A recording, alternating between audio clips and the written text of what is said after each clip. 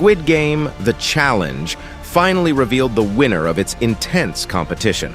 However, the general hype surrounding the reality series was overshadowed by a wave of disappointment.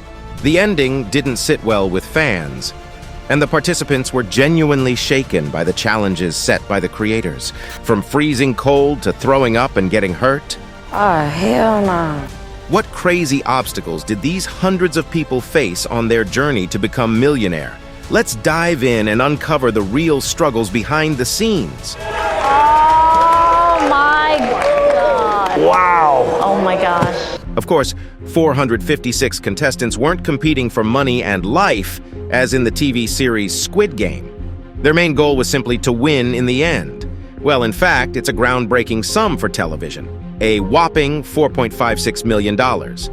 For that amount of money, people were ready to do whatever it took. I expected it to be difficult. $4.56 million.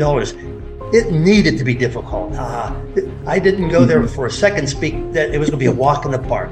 I got through it. You're not signing up for a beach trip in Hawaii. You're signing up for something to win $4.5 million. It's not going to be easy. But most had no idea that the path to victory would be so tricky. The producers replicated almost the exact same setup as the original series, complete with identical beds, tasks, and at times inhumane conditions. From the slightest, the players found themselves in a room without windows. Every day, 2 days, we'd go for like a 10-minute stand outside. Obviously that's because, you know, if you're in there, I think for 2-3 weeks, sometimes some people you need some sunshine. Besides, using phones and discussing tactics was strictly forbidden. You just walk around, eat porridge made with water, which is absolutely atrocious, and then you hopefully survive and you go to bed. Their food was very nutritional, which is also mostly synonymous with doesn't taste very good. The hardest part kicked off when it was time for the games. Participants couldn't ask for water or take bathroom breaks while filming, and if someone needed help, doctors weren't allowed on set to keep the script's drama intact. It was like a war zone. People were getting carried out by medics, but we couldn't say anything. If you talk, then you're out. You could hear someone yell medic, and the crew would rush on. The initial challenge, named Green Light and Red Light, was identical to the original Squid Game. Players had to dash and cross the line while a massive baby doll sang. As soon as the singing halted, they had to freeze to avoid being eliminated.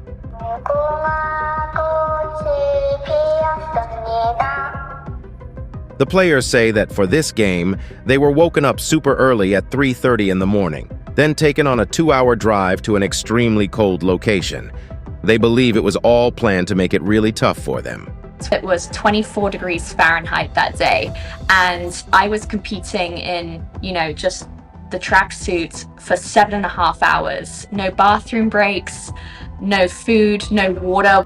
Yes, everyone got jackets with numbers, but in the game, they had to unzip them to show the numbers from all angles. So people were literally shivering, both from fear and the cold. This is not a Bear Grylls survival show. If they have told us it was going to be that cold, no one would have gone with it. Even though it looks fast on screen, the truth is the total opposite. The filming took hours, and in those frozen poses, they had to stay still for increasingly longer periods. Number 385 had the worst luck. She crouched down, and right at that moment, the doll turned. Standing like that for a minute is hard enough, especially for someone not used to regular exercise. But according to an anonymous participant, the poor thing had to endure that pose for much longer. So they showed that girl in the squat. And it's like, okay, she can't hold the squat for like 10 seconds of whatever. No, it was literally like 45 minutes that she had to hold that squat for. Word on the street is that over 10 people got hurt in the opening game. They were banging their heads on the sand out of fear, shoving one another around. Plus, a bunch of people just got sick from the cold. As a result, one of the contestants ended up with hypothermia. It was just the cruelest, meanest thing I've ever been through. We were a human horse face, and they treated us like horses out in the cold racing, and the race was fixed. Meanwhile, Netflix has denied all these rumors, insisting that no participant was hurt. According to them, everything was meticulously planned. Any claims of serious injury are untrue. We care deeply about the health and safety of our cast and crew, and invested in all the appropriate safety procedures. The one aspect the creators of the reality couldn't control for sure was people's emotions. Control your emotions. This is not a game of sympathy at all. And then there's the moment with contestant number 299 that pops up right away.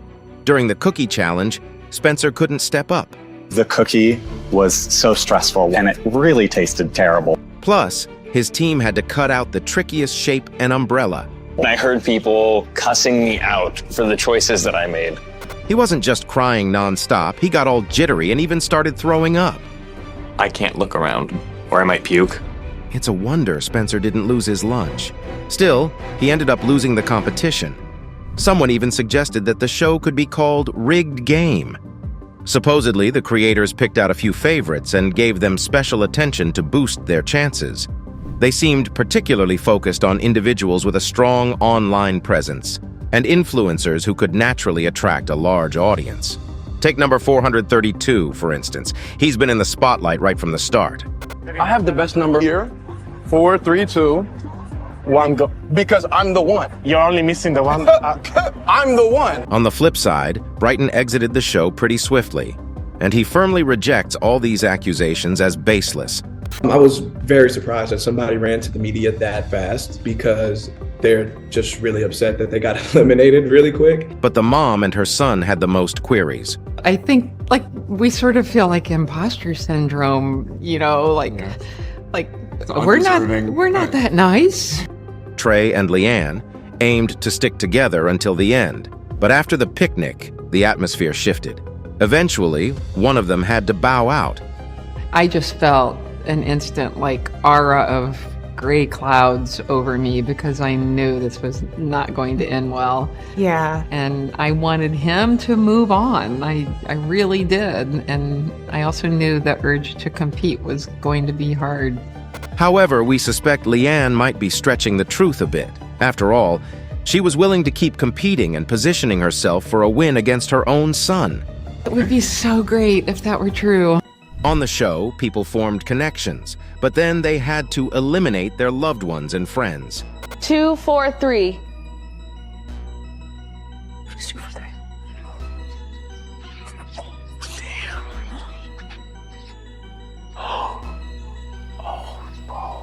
That's a power move.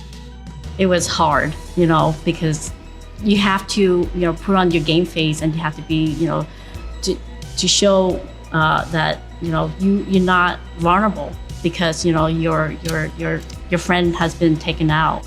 Yep, at times, they betrayed each other, breaking agreements along the way. This happened during the game on the glass floor. The fan favorite, Trey, got eliminated from the show, all thanks to contestant number 278. At a critical moment, she refused to take her turn, making a leap of faith. Thus, number 301 had to make another jump, and eventually, he fell. Ashley's actions shocked both contestants and fans. In the comments, she was called the least trustworthy and the worst person. I was mad that player 301 got eliminated because of 278's selfishness. She needs to go. Evil, selfish person. But Trey doesn't really harbor any hard feelings against his opponent. Game-wise, she, it was in her best interest to, in the game, mad at her. Outside of the game, we hung out yesterday. After all, only the smartest will come out on top. Player 287, you have won $4.56 million. The lucky winner, 55-year-old May, became the best among the 456. Hailing from Vietnam, she survived the war, relocated to the U.S., and spent 20 years in the Navy. May has already revealed her spending plans. I believe in the passion about charity work. Yeah. So the 3 things are climate, animals, and underprivileged.